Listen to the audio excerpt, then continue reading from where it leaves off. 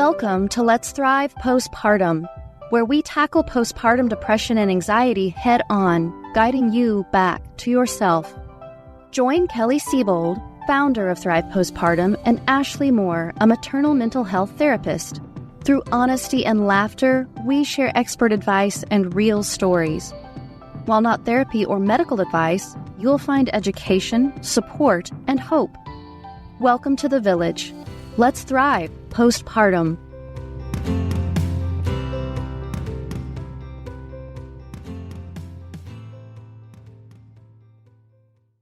Welcome back. I'm Kelly. And I'm Ashley. We are so happy you're here. Before we jump into our guest speaker today, I want to ask Kelly a question. Kelly, what's something that you've done this week that you're proud of yourself for? I love that. I think we talk about such kind of heavy things in here that let's celebrate some of the good wins.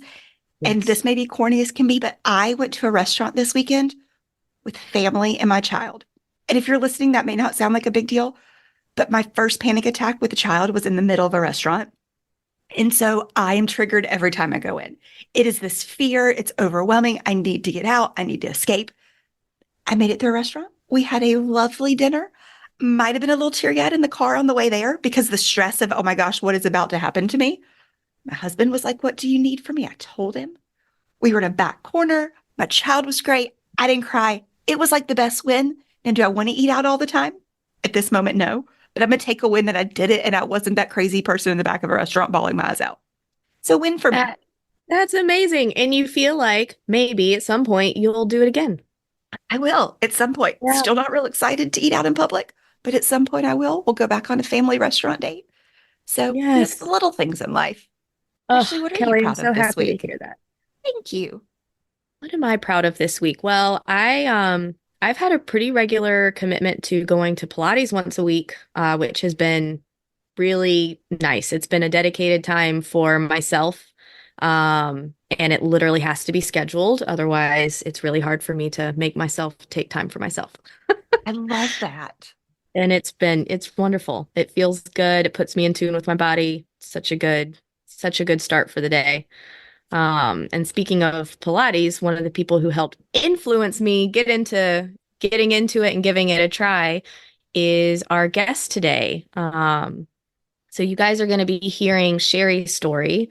And Shari is a meditation, mindfulness teacher. She ran an international yoga retreat company for 10 years. She has 20 years of teaching experience when it comes to yoga, mindfulness, meditation. And of course, she is a mom. And she is here to share her story and hopefully provide some insights to the rest of us. So if you're listening, you are really going to love Shari's story. I think it's going to resonate with you a lot. She, in her words, thought childbirth was going to be the really hard part of becoming a mom. But then it was about the toll that it took on her body physically and mentally until the point that she realized that an expert will never know her body as well as she did. And how do you learn to advocate for yourself? And so really working through the pain, the depression that came with it, and anxiety. And how did she learn to start to recover? Also, how did she normalize some of the shame that went around with those feelings and maybe not feeling like she was a great mom? It's a really inspiring story about how she then got to the maintenance side and what she's doing to really look out and protect herself and to be that best mom she can be. So join us. You're really going to appreciate her story.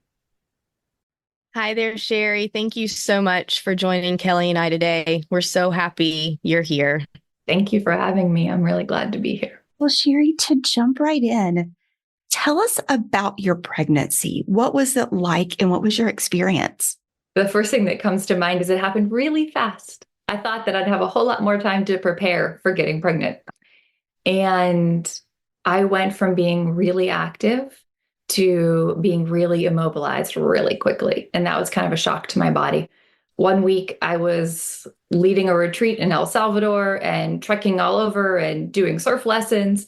And then about 3 weeks later, all I could eat was crackers and I was totally nauseous. And that was about the first 3 months of me being pregnant. So it was a big change to my body. And The rest of the pregnancy, from what I recall now, was pretty pleasant. I really enjoyed the second trimester. As the third trimester was coming, I was under a lot of stress. My nesting instinct kicked in, and I actually had my husband disassemble the light fixtures in our rented apartment and clean them. I love that. Yeah. And we were trying to build a house. It was delayed and delayed. And so I had a lot of anxiety that third trimester. I also ran my own business. So I was looking at, how do I take maternity leave? Where are we going to live? Where is this baby going to live?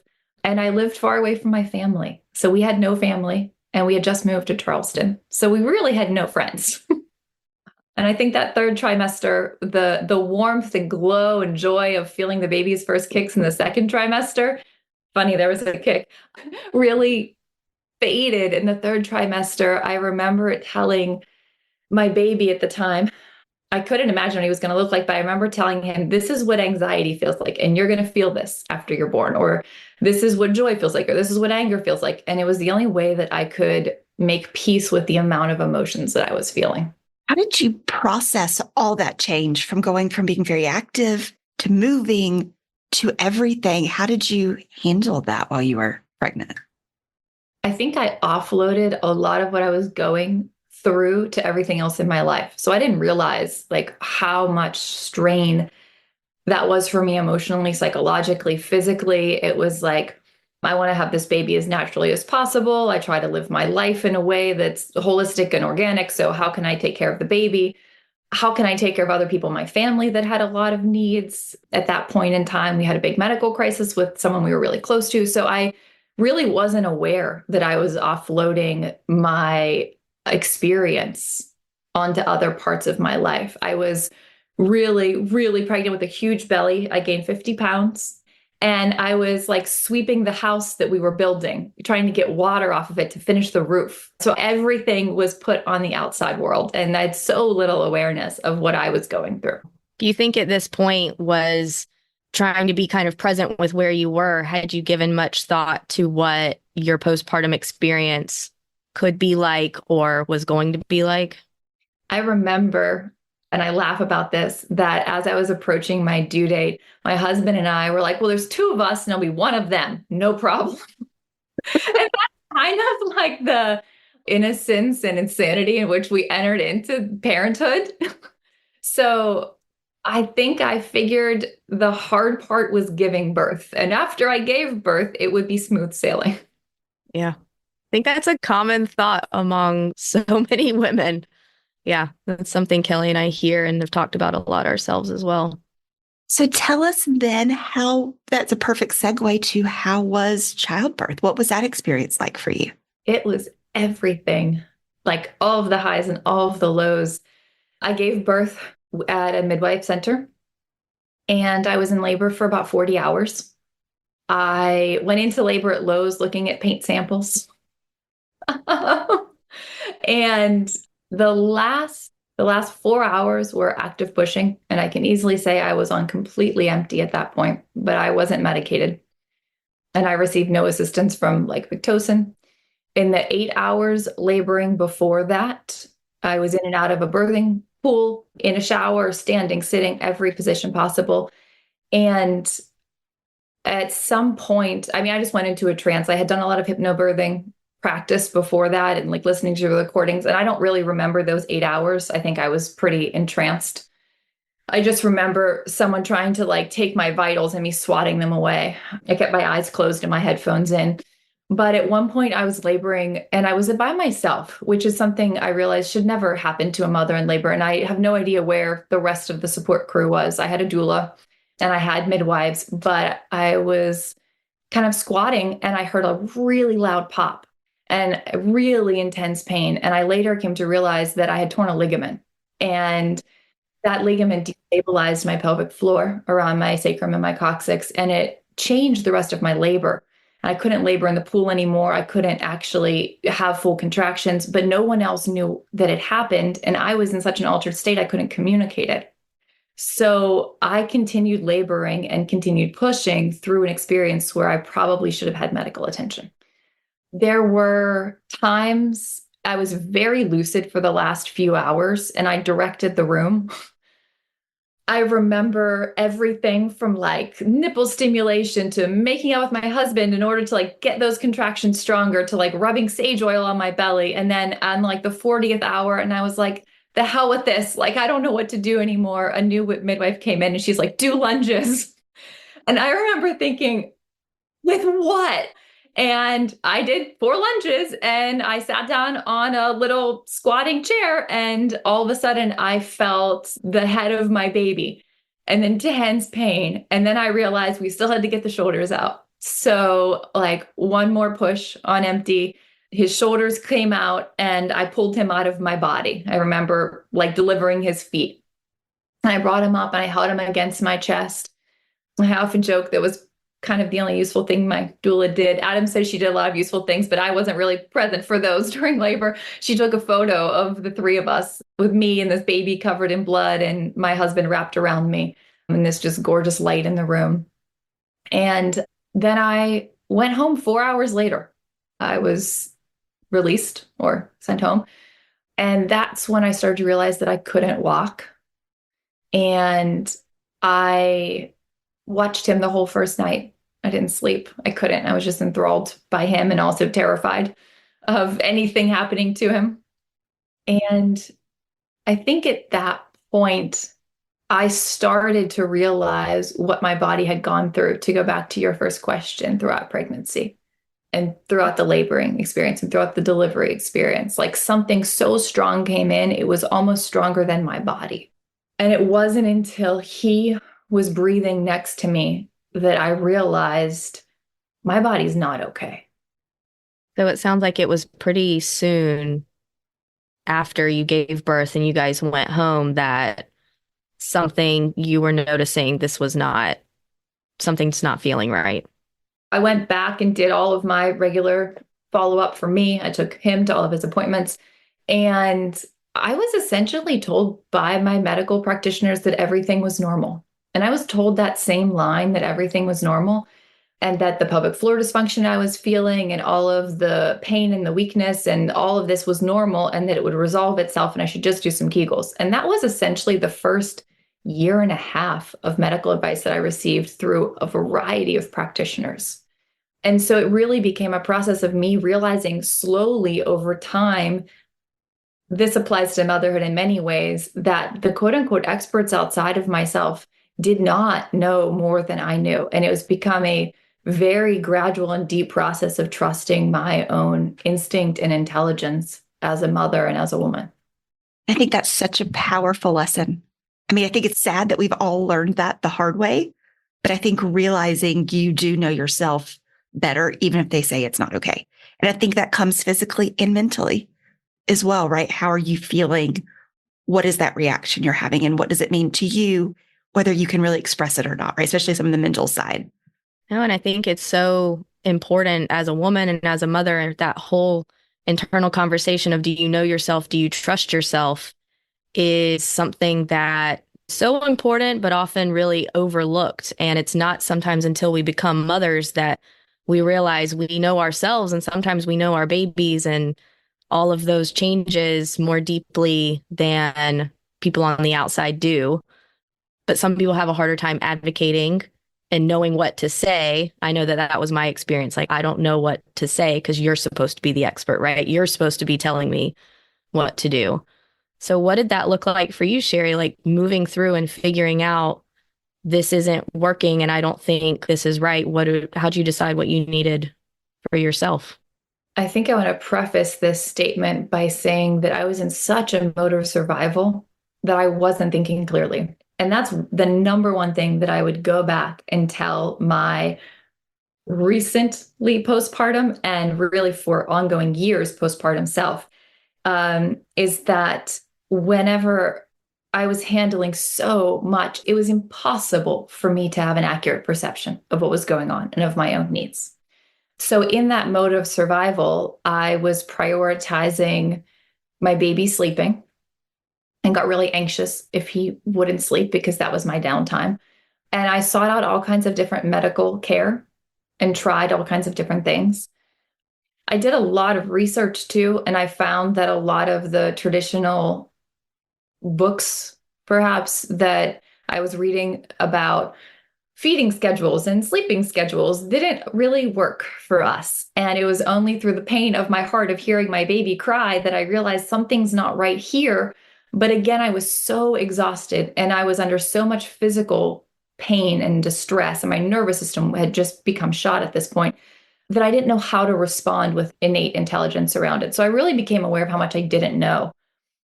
I had an accidental angel come in to me, and she was a massage therapist that I had seen prior to having my baby. And she came back one day to do a massage in my apartment, and she heard my baby crying in the other room. And I said, "It's okay. It's not time for him to eat yet.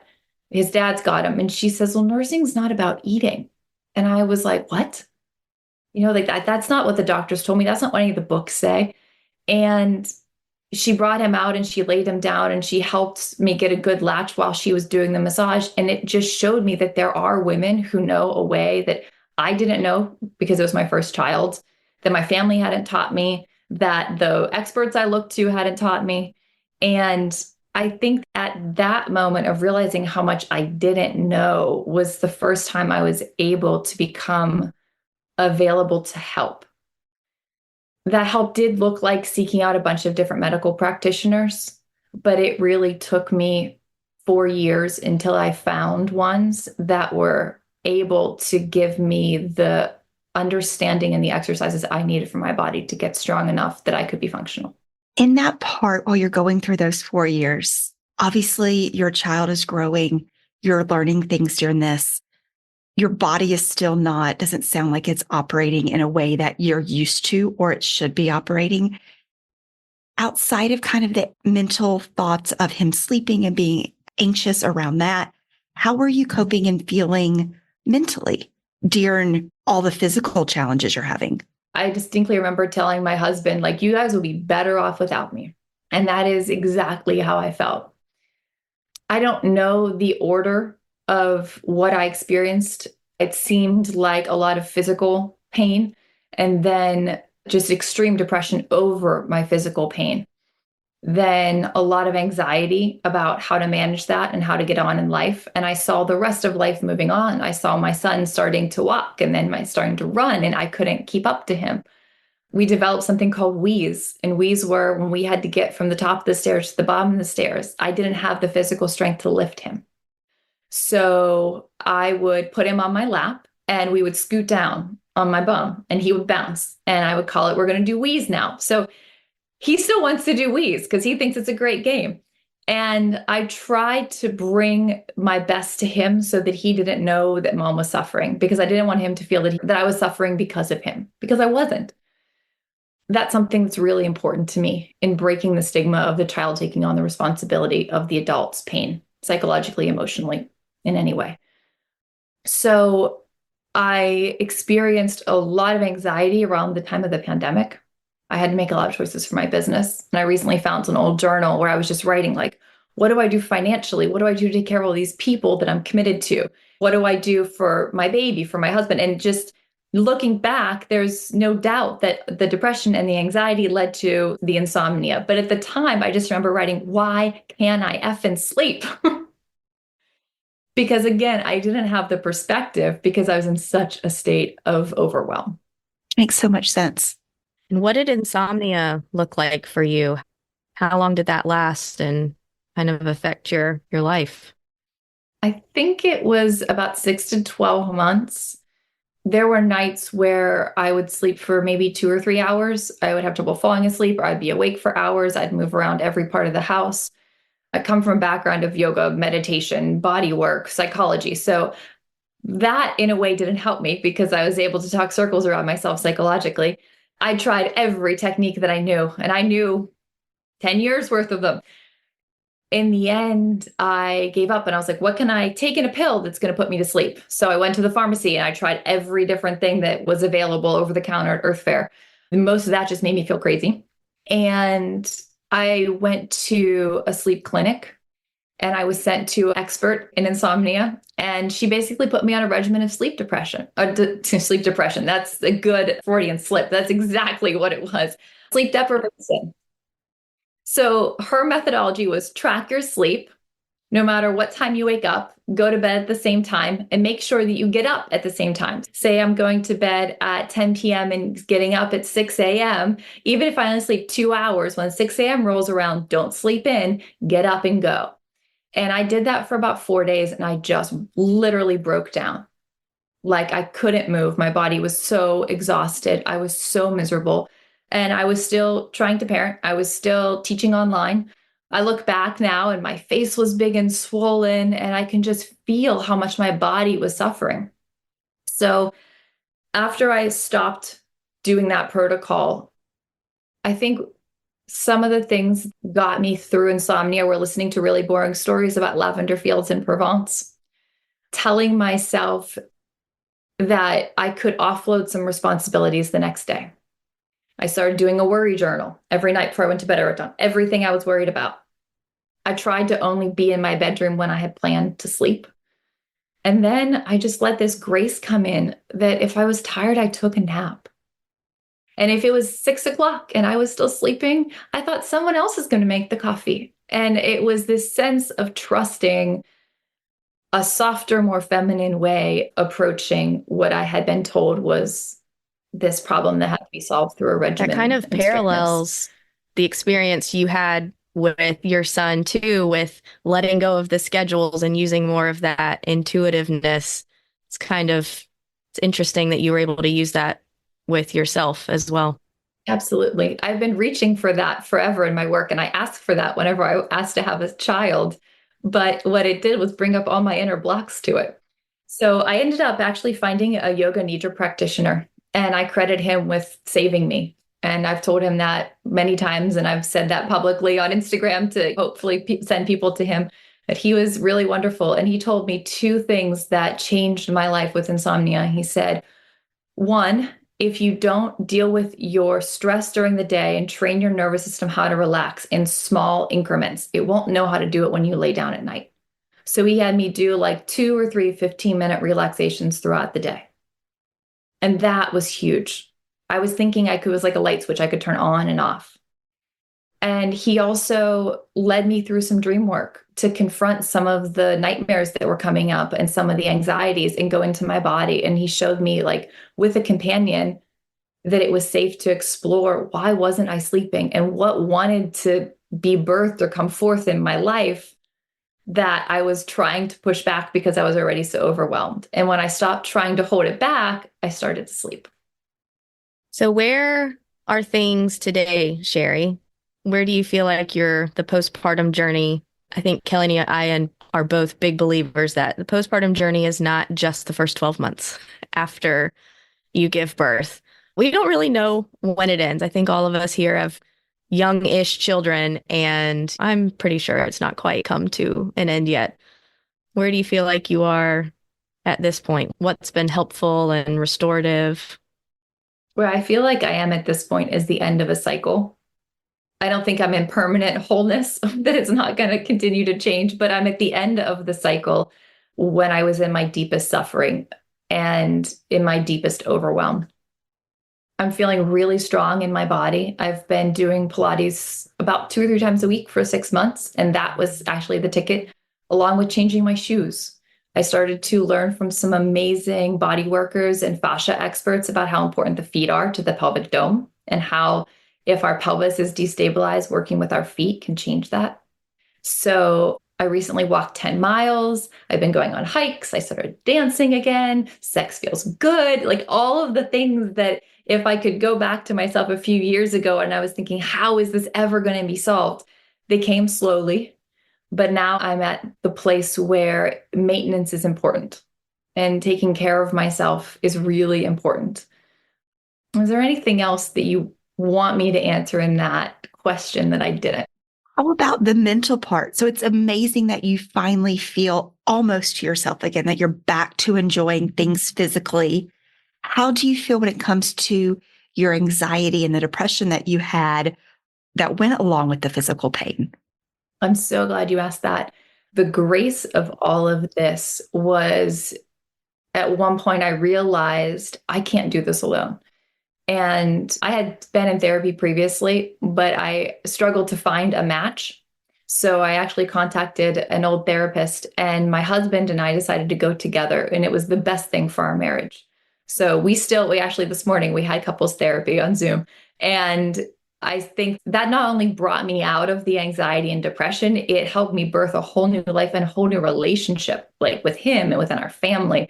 And that was the big gift, was getting to the place where I could actually seek what was supportive for me. I think relationships are such an important piece in the work with postpartum women in helping them try to identify what's going well in the network of relationships that you have during that period, what's not going well, what could be improved. Because a lot of times you hear people say, oh, it takes a village, but a lot of women are like, well, I'm not quite sure where that village is. And so how do you feel building that relationship, like with your husband as a support person? How did that help? I realized in the beginning that I was expecting him to be everything for me because I didn't have that village.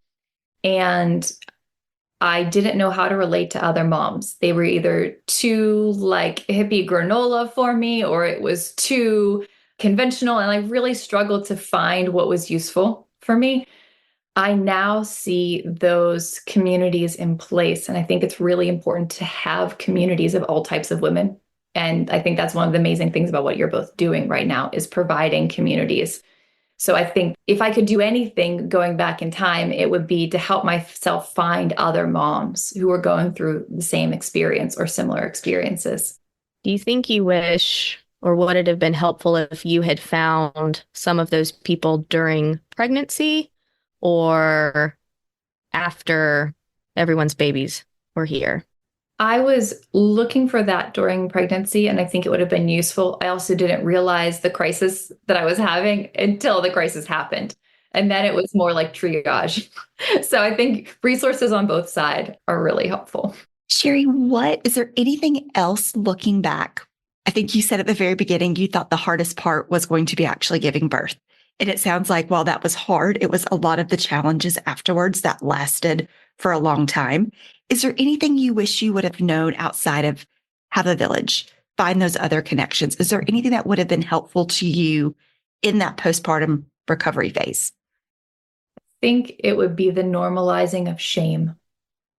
So much of my experience and the reasons I didn't seek help was because I was feeling shame for not being a better mother, shame for what was happening with my body, thinking that other people weren't experiencing it.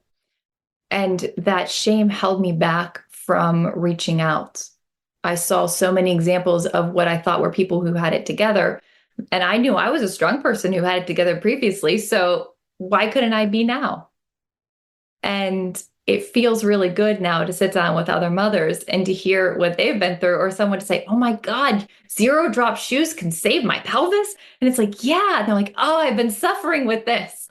I remember after I came back to working, because I worked for the first 2 years after I had a baby, and then I took 2 years off because it took me 2 full years to realize that I really needed that sabbatical to recover. And during those 2 years I was working, I stomped my foot when I was teaching something. And I said, oh God, I can't do that anymore. And like 5 of the women in the front erupted in laughing. They're like, tell me about it. And at that moment, I realized that I did have a village, but it took me speaking up to say what I was going through. Now, I just want to say from the normalizing shame, I definitely know for myself, I had a lot of that as well. And I want to say thank you for sharing your story today. And thank you on behalf of all the moms listening, because I think this is the way that we normalize shame, that it shouldn't be shameful. So many of us are going through this, and you having the courage and the vulnerability to share your story and to talk about it is going to help so many people listening. So thank you for helping them normalize their shame, and me as well, because I know I dealt with it a lot the first 2 years.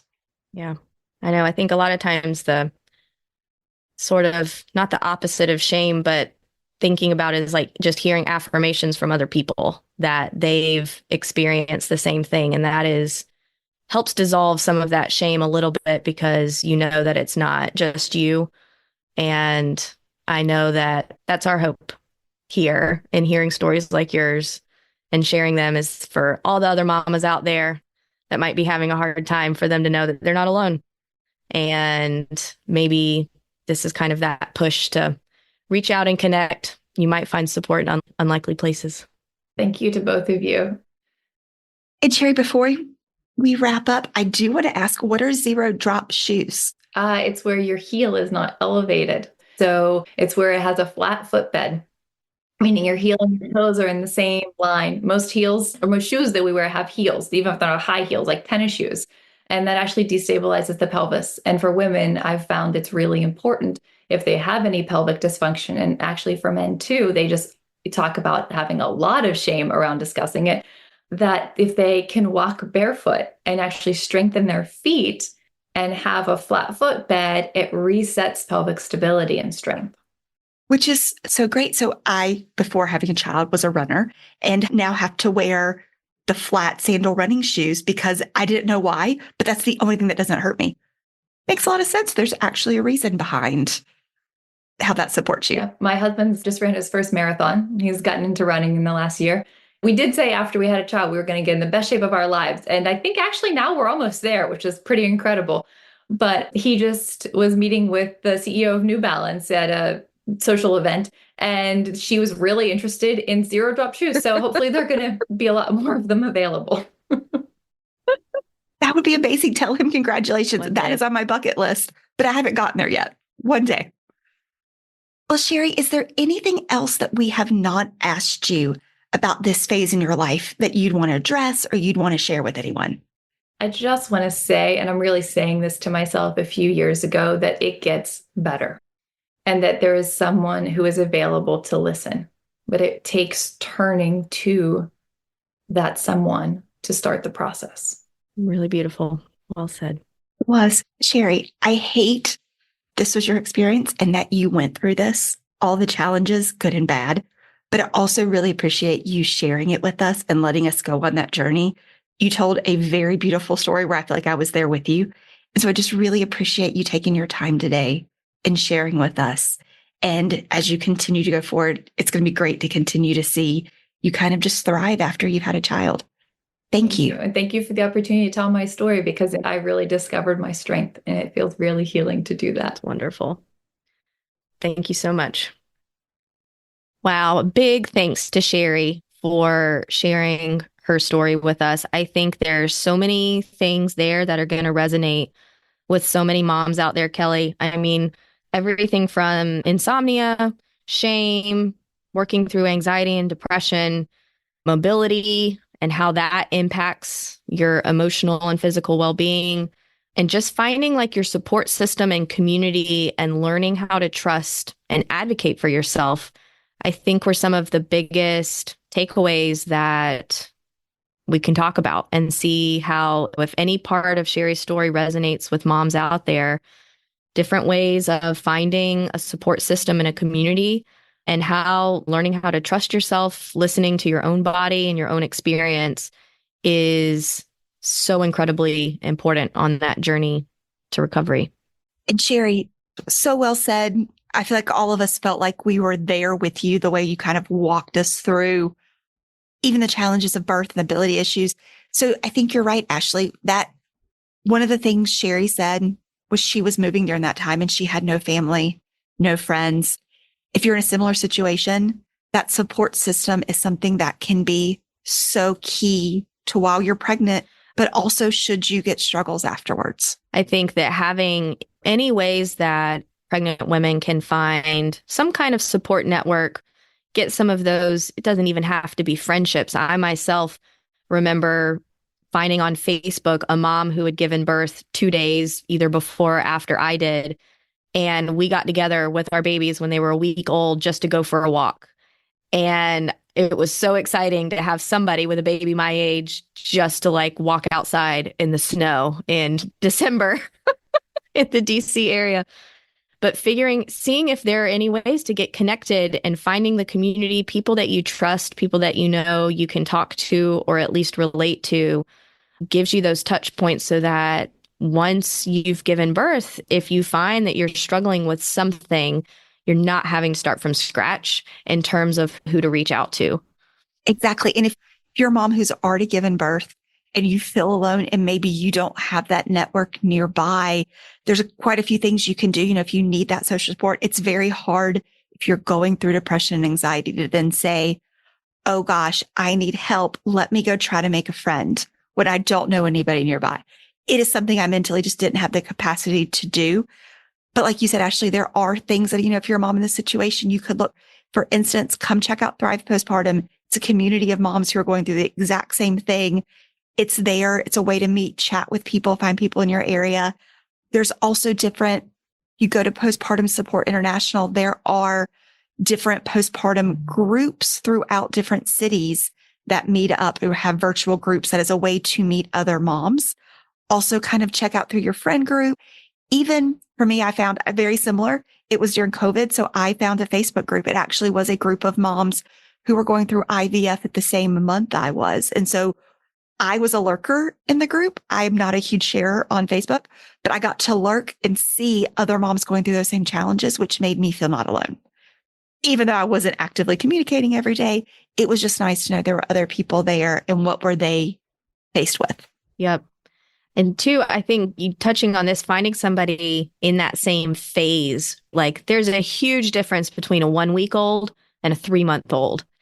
And it's crazy. I mean, it's just a different world. And so sometimes, like you said, finding other moms who have also a 1-week-old baby, who have a 1-month-old baby, who are really in that same phase of life, it just you're in it together, and it kind of brings that sense of community and support. That's harder if you're talking with somebody that is in a different phase. The other thing too, I think that's so important is talking about trusting yourself, knowing your body, knowing your emotions and feelings and how that can impact your journey. And I mean, there's just so many ways to go about working on that and thinking about that and having conversations while you're pregnant and afterwards. But when you know your body, you know when something just doesn't feel right. And so how do you do that? First, moms, there's different ways: meditation, practicing mindfulness, doing different things that are really paying attention to how you feel, and kind of having an internal conversation too of like what your experience is, and then being able to give that and relate that to somebody else that's in your support network. I think it's important that nobody else is in our brains. Nobody else knows what we're thinking. Nobody knows what we're feeling.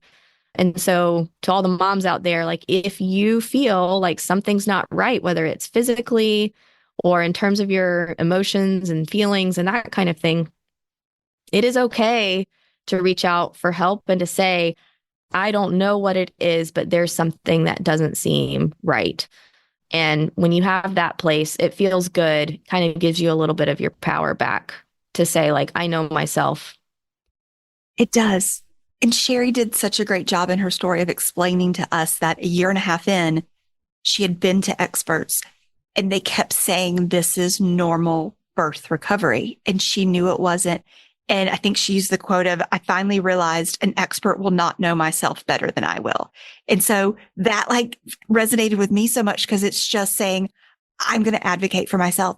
In every practice nobody's created equal. And so it's looking for the provider, whatever that is, that's going to help you in the way you need help. If your OBGYN says, no, you're fine, maybe that's not your person. And she looked till she found the person who could help her heal for her. And I think that's a great lesson for all of us to really know you are your best expert, regardless of the fact that you might not be a medical professional. You know yourself best. And how do you fight for yourself? It was really empowering. Exactly. It's so empowering, and really impacts too the way that I think sometimes we then go in through motherhood of being able to trust ourselves and trust our babies and trust our kids. And that kind of deep trust and knowing is really impactful on relationships moving forward. And so I think that was just it was really wonderful to hear. Yeah, I hate that she went through that and she had a year and a half to get to that point. That's not what we're saying. But I think it was a great takeaway for us to all kind of remember that you are your best advocate. So then she made it through the the depression from pain, which she said led to anxiety, which led to a long-term insomnia, going down that entire route, and how she found the right person to help her heal and to help move through that, where she's in now what she considers herself maintenance mode. And I think you and I have talked about this multiple times, at least for my journey, right? You don't wake up with one day and the switch is turned off and postpartum depression and anxiety are gone. It is very much an up and down. I took 2 steps forward, but yesterday I took 3 steps back, long-term journey. And all the research that I've done kind of going through Thrive is 25% of moms who get this, it will last over a year, even with treatment. So it is a long-term process, and getting to that maintenance mode is so important. Ashley, what do you think as far as recommendations for moms as they're trying to get to this recovery mode and or maintaining the current state when they make those steps ahead? Yeah, I think a lot of it goes back to what we were talking about earlier with as you're going through taking medication, when you're going through therapy, a lot of the skills we're building is recognizing in yourself how to self-soothe, how to calm your nervous system when it feels like it's just going haywire. And those are skills that those are applicable for the rest of our lives. And learning how to self-monitor any mental health condition for anyone, a lot of it is learning, how do I know when things are trending down? How do I know when things are trending up? Like, what changes in my life? What am I doing? What am I not doing? So that I know, need to lean into my supports now, probably a little bit down the road, I can back off of this. And that is kind of in the maintenance mode is just knowing yourself and knowing how you feel, when to lean into the support system and network that you've built, no matter what that looks like. And knowing when things are feeling pretty good, that it doesn't mean that you stop doing whatever has been helpful, right? Sometimes getting to that point is you've maybe developed a new lifestyle. You've maybe made some changes that are incorporated now as just part of your daily life because it feels good and it helps you feel your best. Yes. And I think there's also that part of saying, I'm going to give myself grace when I take a step back, when it sneaks back up and I thought I was over this, and it can just feel earth shattering when suddenly you're in it again and you thought you were over it, and saying this happens. Maintenance mode is about saying, okay, tomorrow's going to be better. Let's keep going and kind of moving forward. Shari, thank you so much for sharing your story, walking us through your journey. I feel like for so many of us listening can see ourselves in part of your story. And you had mentioned one of the things was you really wanted to help reduce the shame around this. And that's why we keep wanting to share mom stories and walk through these, because there isn't shame around this. There shouldn't be. This happens to so many of us. And I think the more we hear other moms share their stories, not only do you get these key takeaways that you can use, but just really knowing you're not alone in this journey. And other moms have made it to the maintenance side where they feel better. Life is happy again, and that you're going to make it there too. There's no shame. You are a great mom. Absolutely. Well, thank you for joining us, and we'll see you next episode. If you enjoyed this episode and found it helpful, please be sure to hit subscribe, leave us your feedback, and give us a 5-star review. For even more support, visit us at wethrivepostpartum.com/podcast to sign up for our newsletter and learn more about our community. Remember, you are not alone. With support, you can feel better. Together, let's thrive postpartum.